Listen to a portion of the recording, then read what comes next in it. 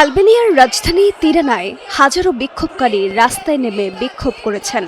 সংরক্ষিত জলাভূমি এলাকায় একটি বিলাসবহুল রিসোর্ট নির্মাণ প্রকল্পের বিরোধিতা এবং সরকারের পরিবর্তনের দাবিতে তারা এই কর্মসূচিতে অংশ নেন। প্রথমে প্রকল্পটির বিরুদ্ধে পরিবেশ রক্ষার আন্দোলন হিসেবে শুরু হলেও সময়ের সঙ্গে সঙ্গে এটি বৃহত্তর সরকার বিরোধী বিক্ষোভে রূপ নিয়েছে। বিক্ষোভকারীদের অভিযোগ, এই প্রকল্প দেশের পরিবেশ ও জাতীয় স্বার্থের জন্য হুমকি সৃষ্টি করছে। ফলে তারা প্রকল্পটি বাতিল এবং সরকারের জবাবদিহিতা নিশ্চিত করার দাবি জানিয়েছেন।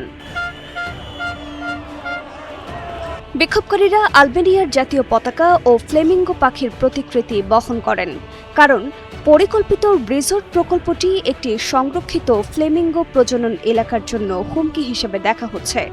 প্রকল্পটির পেছনে রয়েছে মার্কিন প্রেসিডেন্ট ডোনাল্ড ট্রাম্পের জামাতা জ্যারেড কুশনারের সঙ্গে সংশ্লিষ্ট একটি কোম্পানি। বিক্ষোভকারী আলকিতা কোবো বলেন, আলবেনিয়া বিক্রির জন্য নয়, আমরা আমাদের দেশকে রক্ষা করতে এখানে এসেছি। আরেক বিক্ষোভকারী ইলিবিলা সরকারের বিরুদ্ধে দুর্নীতির অভিযোগ তুলে বলেন, এটি ইউরোপের সবচেয়ে দুর্নীতিগ্রস্ত সরকার।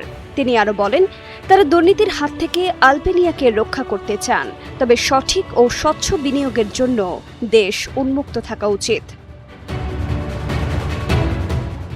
ড্রোনে ধারণ করা দৃশ্যে দেখা যায়, রাজধানী জুড়ে বিপুল সংখ্যক মানুষ আলবেনিয়ার পতাকা হাতে নিয়ে বিক্ষোভে অংশ নেন।